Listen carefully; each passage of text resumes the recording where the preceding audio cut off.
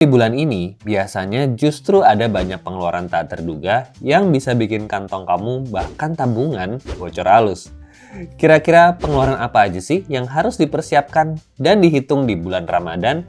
Dan bagaimana tips mengelola keuangan supaya kita tetap bisa menabung? Tonton videonya.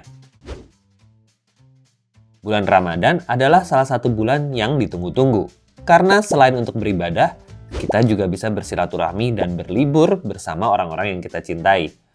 Tapi di bulan Ramadan ini juga akan banyak pengeluaran yang kalau tidak dijaga, justru akan buat tabungan kita semakin menipis, bahkan habis. Jadi, apa saja yang harus dilakukan untuk menjaga keuangan kita di bulan ini? Pertama, buat budgeting dan anggaran bulanan. Ini sebenarnya sesuatu yang mungkin sudah pernah Gens lakukan. Tapi karena ada beberapa pengeluaran yang tidak biasa, maka ada baiknya bulan ini kita lakukan kembali perencanaan anggaran atau budgeting. Untuk Gens yang bekerja, biasanya akan mendapat THR nanti saat Lebaran. Tapi ingat, untuk budgeting bulanan ini, jangan dulu memasukkan pendapatan dari THR. Pengeluaran apa saja yang harus dianggarkan di bulan Ramadan ini? Antara lain adalah kebutuhan makanan untuk sahur dan berbuka.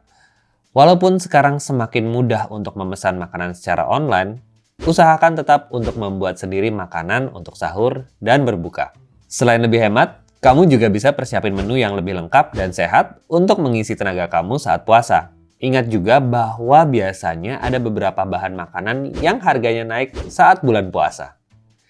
Kemudian anggarkan pengeluaran untuk buka bersama. Buka bersama jadi salah satu momen yang ditunggu saat bulan puasa karena bisa sekaligus jadi ajang silaturahmi. Tapi jangan sampai karena buka bersama justru menghabiskan anggaran kamu. Jadi, anggarkan dari awal untuk buka bersama yang sewajarnya supaya tidak boros. Berikutnya adalah pengeluaran untuk bingkisan Lebaran. Hari raya seperti Lebaran adalah momen juga untuk berbagi bersama teman ataupun rekan kerja yang juga merayakan dengan cara mengirim bingkisan, parcel, atau hampers. Nah, dari sekarang, coba buat daftar teman yang ingin kita kirim hampers dan anggarkan. Prioritaskan nama-nama yang penting buat kita.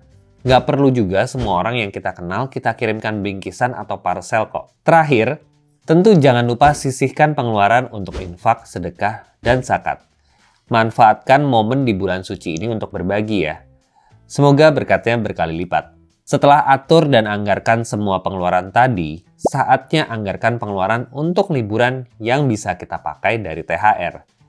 Intinya adalah sebisa mungkin THR itu walaupun judulnya tunjangan hari raya, bukan berarti harus dihabiskan semua saat Lebaran kok.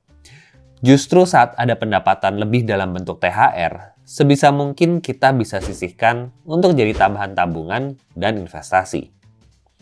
Terakhir, ingat juga bahwa saat bulan puasa ini, selain kita coba kontrol hawa nafsu kita dalam bentuk rasa lapar, kita juga harus bisa tahan godaan untuk nggak beli barang-barang yang nggak kita butuhkan. Apalagi di bulan ini ada pendapatan tambahan berupa THR dan ada banyak godaan-godaan dalam bentuk diskon atau potongan harga di mal-mal. Jadi, bedakan antara kebutuhan dengan keinginan ya. Sebelum beli barang yang nggak penting, ingat bahwa ada kebutuhan lain yang lebih penting nanti di masa depan. Sehingga kalau memang kita ada uang lebih dari THR, lebih baik ditabung atau diinvestasikan. Itu aja dari saya. Selamat menunaikan ibadah puasa, Gens. Sampai jumpa.